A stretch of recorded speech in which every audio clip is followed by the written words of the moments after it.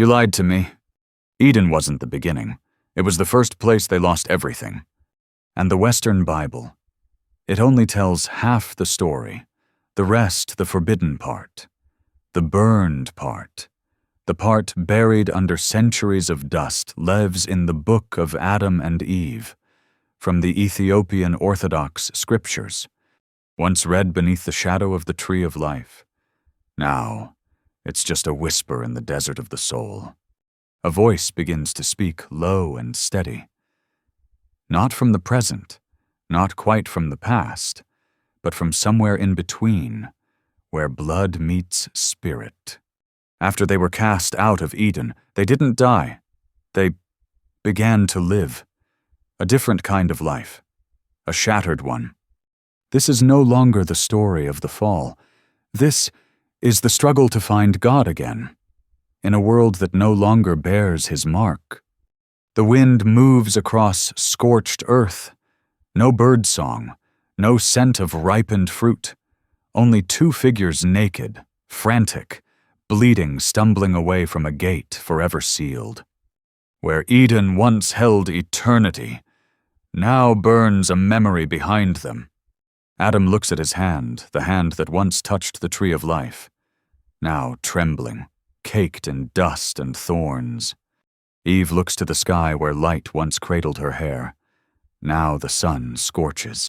We're going to die! No, they won't die. Not yet.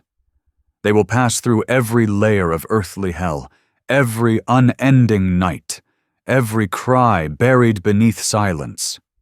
And in that breaking will begin the search for God through blood, through tears, through a kind of faith Eden never knew.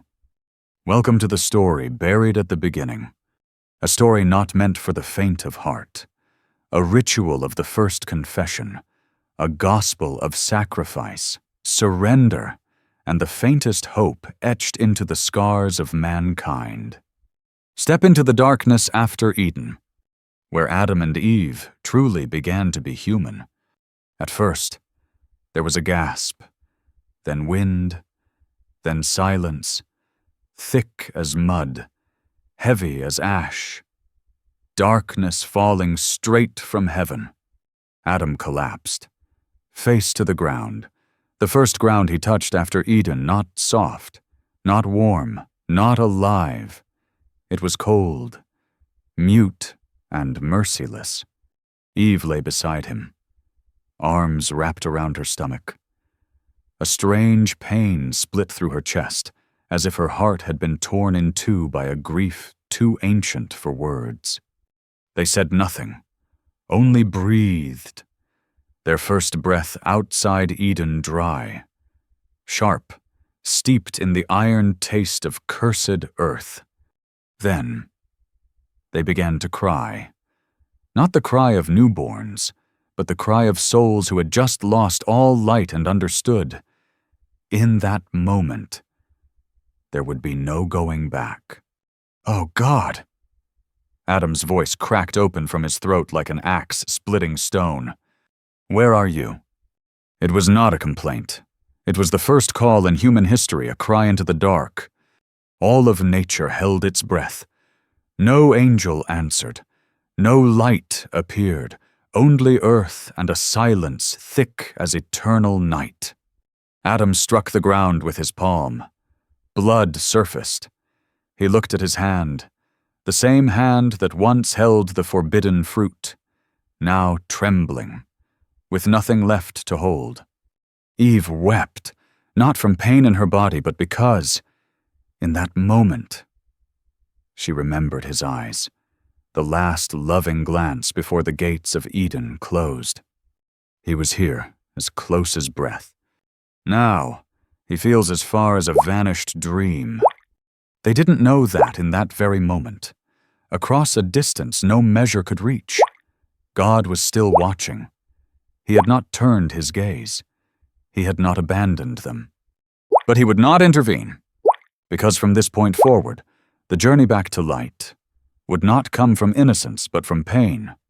Adam stood, unsteady, looking around. Nothing looked like Eden.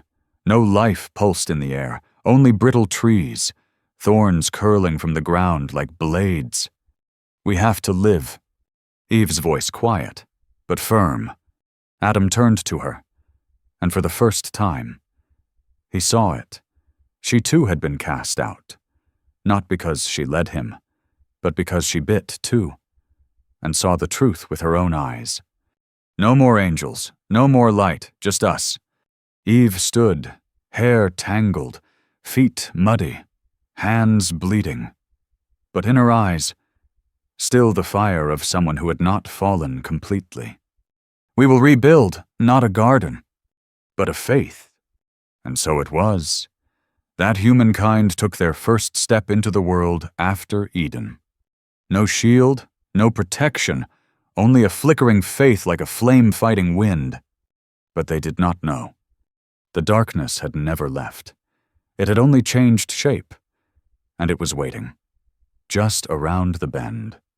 On the third night after they were cast from Eden, when the sky had not yet turned, and every breath still hung heavy like ash, Adam heard a sound from the gorge. Not wind, not beasts, but singing. A melody, unfamiliar, yet hauntingly beautiful. It rose like the sound of Eden returning. Eve froze, her eyes wide in the dark, heart pounding. "Adam, do you hear it?" He nodded, but said nothing, because deep in his soul, he knew this was not the voice of God. It was too sweet, too perfect, too timely. And then he appeared. No sword, no horns, no roar. Just light! A radiant figure stepped from the cleft in the rocks, robed in white like the first snow, eyes gleaming like the sun on the Jordan. "Adam, Eve, I've come to help." His voice was gentle, cracking with what seemed like mercy. "You were cast out unjustly. He was too harsh. But I can take you back." Eve wavered. She took half a step forward, then stopped. Something in her heart was being pulled by an invisible thread between longing and doubt. Adam gripped her hand, tight. "Who are you?" The figure smiled. "I was the light. Now I am the way back." A cold wind slid down Eve's spine. No more birdsong, no more warmth. Adam stepped back, pulling Eve with him, his eyes locked on the figure still glowing, still beautiful, still brilliant like morning sun. But inside him, an emptiness opened like a pit. Then in a flicker of that light, Adam saw it. A fracture, a shadow tucked just beneath the collar of the robe. There, for only a second. He was not light, he was the imitation of light. Satan. We don't need a shortcut. We need God. Adam spoke, his voice trembling like thunder in his chest. Eve began to sob. The cold turned to needles on her skin. "Lord, please don't let us be deceived again." The moment that prayer left her lips, the false light cracked. He let out a scream. His form, twisting gold, turned to crimson, and he vanished like smoke before morning. But his scent remained the stench of failure, of bitterness, of promises that lie. Adam and Eve collapsed, not from weariness, but because, for the first time, they had learned to recognize the dark, even when it wore the face of angels. And that was the beginning of wisdom in exile. Not all that glitters falls from heaven. Not everyone who speaks his name belongs to the light. True life begins when we can tell the difference. And in the desert, after Eden, learning to discern true light from false is how you stay alive. 6 days after the encounter with false light, Adam had not slept. He watched the sky, no stars like Eden, just an empty dome, hollow and black. He heard Eve's heavy breathing beside the dying embers. She didn't cry anymore. But her eyes were swollen, and her soul dry as bone. Adam rose, said nothing, and began to walk. He walked toward the Jordan not from knowing, but from a pull. Not from hope, but from despair. At the riverbank, he shed the blood-stiffened animal skin, and he stepped into the water, cold, cutting, like an invisible blade threading every nerve. Adam did not scream. He did not groan. He simply stood, still, arms at his sides, eyes closed. His reflection on the water blurred, broken, unsure, like his very soul. Then he began to pray. Not aloud, but every cell in his body cried out one plea. Lord, see me. Don't abandon me. Don't silence the call inside my chest. Though I betrayed you, though I bit the fruit, still, I am your firstborn. Look back at me, please. 3 days later, Eve left as well, but not to the Jordan. She went to the Tigris. Its current was fierce. Its chill bit to the bone. She didn't know why she chose it. Only that, with Adam gone. Her heart echoed with a strange summons. Hurt, so you can remember, so you can be reborn. She entered the river like a child returning to a dream, and the water wrapped around her. She sank not from weakness, but from will, to bow low, low enough for guilt, low enough for loss. Please don't forget me. Wash me clean, not to return to Eden, but so I don't forget you in a world where you no longer seem to dwell. 40 days, Adam stood in the Jordan. 37 days, Eve submerged herself in the Tigris. No words, no food, only prayer, only longing to glimpse, even one ancient glance, even one breath from heaven. And then no angels came, no voice spoke. Only one thing happened. Their hearts changed shape. No longer hearts of fear, no longer hearts of blame, but hearts that broke because God was absent, not because they were punished. When Adam and Eve returned, their skin was pale, their eyes sunken. But something had shifted. A light not cast upon them but kindled within. The first flicker of true repentance, not for reward, not for relief, but because they longed to be near him again, even if only as a whisper in the cold night. And then the sky began to rain. Not wrath, but mercy, in water. A new beginning not from Eden, but from beneath the cold, unforgiving river of remorse. The rain fell for 7 days straight, not heavy, but relentless. Adam and Eve sheltered beneath a small outcropping of stone, their skin trembling, their eyes hollow like ash pits left behind after a forest fire. And it was within that cold, merciful rain that the darkness returned. Not in light this time, not in angelic disguise, but in a whisper. That night, as Eve drifted to sleep in Adam's arms, a dream came. Not of images, but of sound. A woman's voice, sweet as a lullaby, but echoing with the pull of the abyss. He will never forgive you. Eve turned in her sleep. Cold sweat slid down her spine. You think standing in cold water is enough to erase what you've done. The whisper crawled across her neck like wind, dripping like water through a broken roof. You shattered the covenant. You opened the door to death. You turned eternity into rot. Eve gave no reply, but her heartbeat pounded like a funeral drum echoing across barren hills. Adam dreamed too, but in his dream, the voice did not whisper. It stood right by the banks of the Jordan where he once prayed, wearing his own skin, speaking in his own voice. You think God still remembers you. You're no longer his image. You are the face of failure, of rebellion, the price he had to pay. You believe your children will be better than you. Adam cried out in his sleep, "Leave me." But the figure only smiled. I'm not outside of you. I am you, the part you tried to bury, and I feed on your repentance. At sunrise, neither spoke.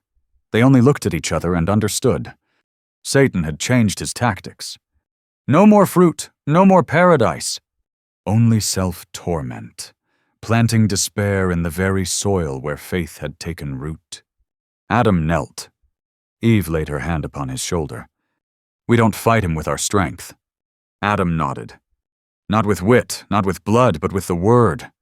He began to murmur the words he once heard from the mouth of God in Eden. "I formed you from my breath. I placed you as keeper of the garden. You are not dust, unless you forget me." Eve added softly, "And if we return in pain, in sorrow, in the cry that breaks the night, he will hear." Their voices merged, not in resistance, but in remembrance. For memory is a weapon, and those who forget the promise fall to the whisper. And in that moment the darkness withdrew. No screaming, no blaze, just dissolved, like morning mist before the first light. Adam and Eve did not win with a sword. They won with the prayer of remembering grace. A small victory, but the beginning of a faith no longer built on feeling, but on sacred memory. Because what Satan fears most is not light. It is a soul that remembers it was once loved. The earth had learned to breathe, but now it began to scream. Cain was born with Adam's eyes deep, warm, carrying something close to remorse. Abel was born with a strange cry, not sharp, but singing, as if calling out to something far beyond.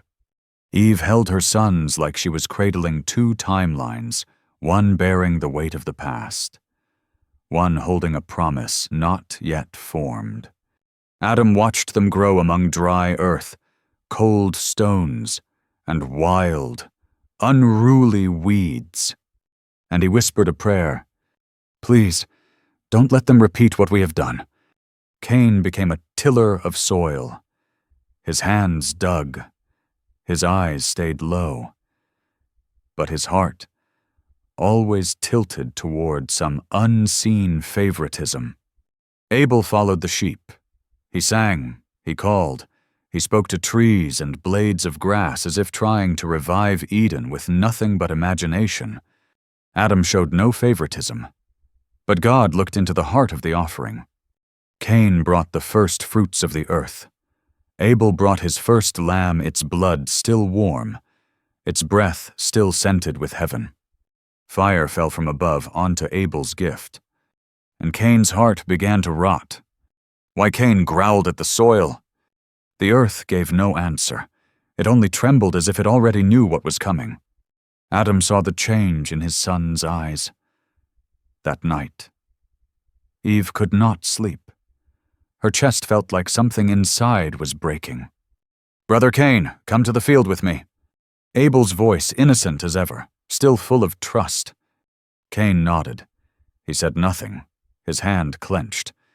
The sound of wind, footsteps, air breaking, a body falling. And then the earth screamed. "Your brother's blood cries to me from the ground." God's voice did not thunder. It sliced like a blade through Cain's bones.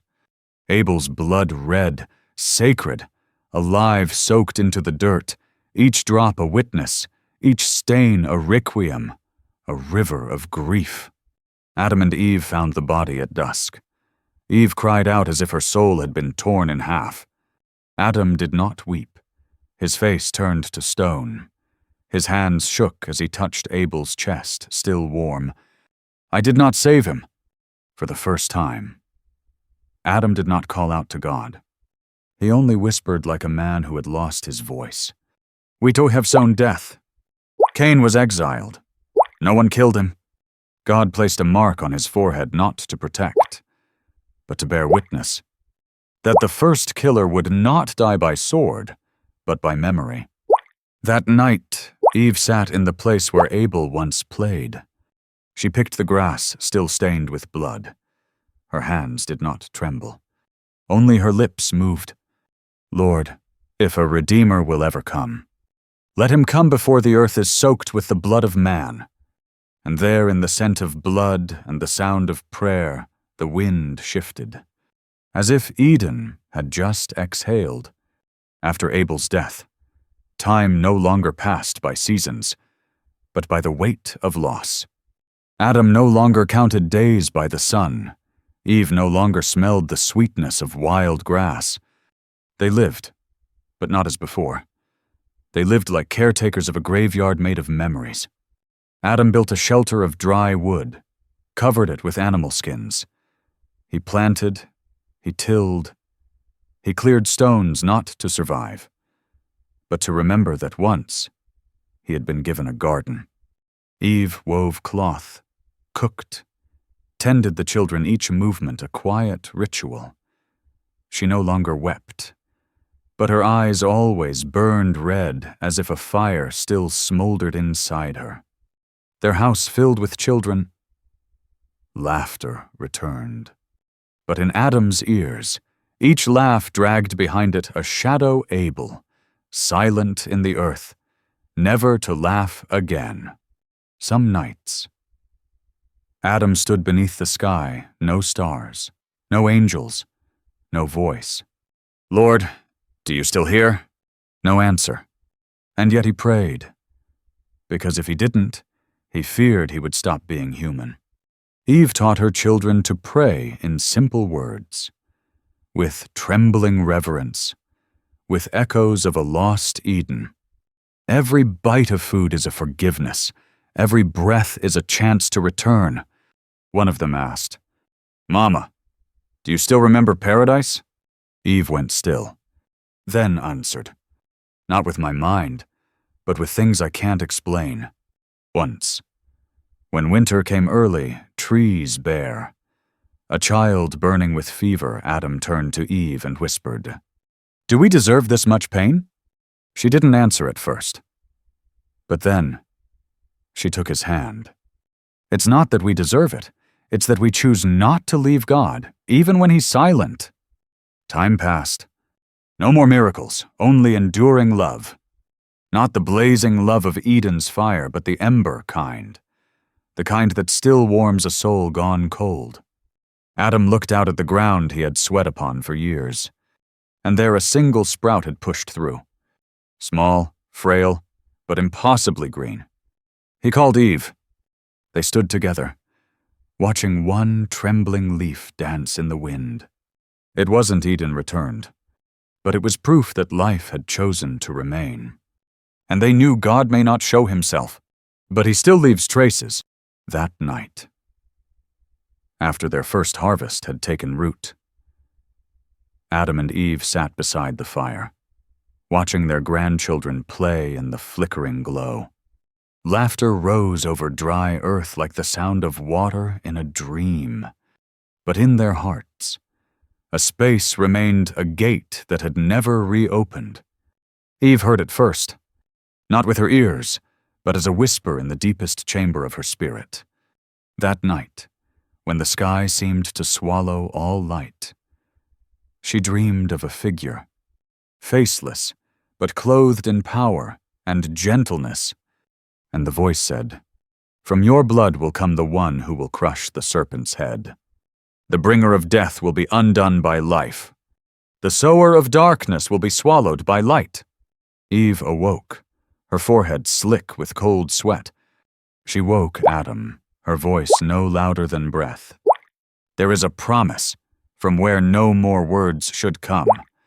The next morning, Adam didn't go to the fields. He sat by the stream, eyes closed, as if trying to grasp a dream that had never been his. And then he heard a sentence, not from outside. You are the beginning, but from you will come the end of separation. Adam wept, not like the day they were cast from Eden, not like the day he buried Abel, but like a man who has just been given permission to believe again. They called their children. They told them the promise. Not with power, not with thunder, but in the voice of one who has tasted ash and now recognizes light. One day, someone will be born not just from dust, but from divine intent. He will not just live, he will give life. He will not just intercede, he will bring us back to the presence of God. Their children listened. Some believed, some doubted, but all remembered. And from that day on, with each passing winter, they whispered the prophecy like a lullaby. With every spring, they searched the gray skies for some small sign, a bird's flight, a green shoot, a gentler wind. Not to see a miracle, but to remind each other that the promise still breathed.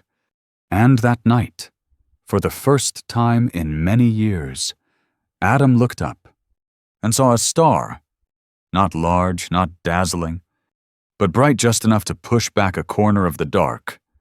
He whispered. He still remembers, Eve replied. And he has promised. From the dark, a word was sown. Not to change the present, but to pull all of humanity toward a redeemed tomorrow. Adam grew old, not by years, but by the number of children he buried, grandchildren, and parts of his soul laid to rest beneath layers of earth. Each death echoed from Eden a reminder that life now always carried the scent of loss. Eve still rose early, still wove cloth, still placed her hand on the foreheads of little ones, whispering something no one could understand, but all felt peace bloom in her words. They were no longer the fallen, they were the storytellers. No longer the ones who hid the secret, they became keepers of memory. Eden was no longer within reach, but it lived in every story Adam told by the fire each night. The tree of life shone like honey pouring from light. God didn't speak with words. He spoke with a presence that made your heart kneel before your mind could catch up. Children sat spellbound. Grown men wept. They raised a stone, not an altar, just a place to remember. And on it, Adam carved with a blade of rock. Once we were held by God, and one day we will be held again. When Adam reached 930 years, his body faded. His breath thinned like wind through trembling leaves. His eyes dimmed, but his lips kept whispering one thing. Hold the promise, though the world shifts, though the earth trembles, though blood spills, hold it. Eve wrapped him in her arms. She didn't cry. She simply said, "He waits for us beyond the dark." And Adam left. Not like one who dies, but like one who goes home. Eve lived many more years. She became the lamp of the whole tribe. People came to her for prayers, for stories, for a single ember from Eden's long-lost fire. And when her time came, she called them all close. Remember, we did not begin with pain. We began with love. That was lost. And everything since has been a journey to find it again. She smiled and went. When both had passed into the far side of the dark, their children raised a stone beside the Jordan where Adam once stood for 40 days, where Eve once pleaded in the river. On it, they carved, "Here, man learned repentance. Here, God began to rewrite the first chapter of redemption." And so, Adam and Eve, once called the broken, became the ancestors of faith. Not because they were perfect, but because they refused to turn away. They were the witnesses of a paradise lost, and the living promise that a new Eden would one day come. Generations passed. The blood of Adam and Eve spread across fields, through forests, into deserts like underground rivers, quietly feeding life and memory. People spoke of them as myth, but some kept the faith like embers cupped in rain. And one quiet night, far from the Jordan, on land that no longer remembered Adam's footsteps, another woman heard a voice from heaven. "You will bear a child by the power of the Most High, a woman like Eve in the beginning." But this time, the promise no longer lived in the future. It was pulsing in the womb of a virgin. He was born not in a palace, but in a stable, not with angel choirs, but with the smell of straw and the low of cattle. This man, fully human, yet holding within him the same presence that once filled Eden. And when he grew, taught, healed, forgave, touched lepers, wept with mourners, and died between two thieves, he didn't just fulfill the prophecy. He returned Eden to every heart that dared to repent. Adam was not alive to witness it, but when Jesus descended into the depths of death, some say this happened. He reached into the darkness, found the first father, and embraced the one who had been cast out, led Adam from shadow back into the light of everlasting life. The ending was not apocalypse. The ending was homecoming. Not to a garden out there, but to the garden reborn within a broken, humbled soul. And if you're still here, maybe your soul has just been touched in its deepest place. At Tales of Black, every story is a ritual, a reminder that some memories aren't written in books, but in bone and blood. If something stirred in you through this tale, share it with someone else who's still wandering. Subscribe so you don't miss the next chapter. And if there's a legend, a memory, or a haunting you want to hear told, leave a sign in the comments. Because maybe then your story will be the next ritual we remember.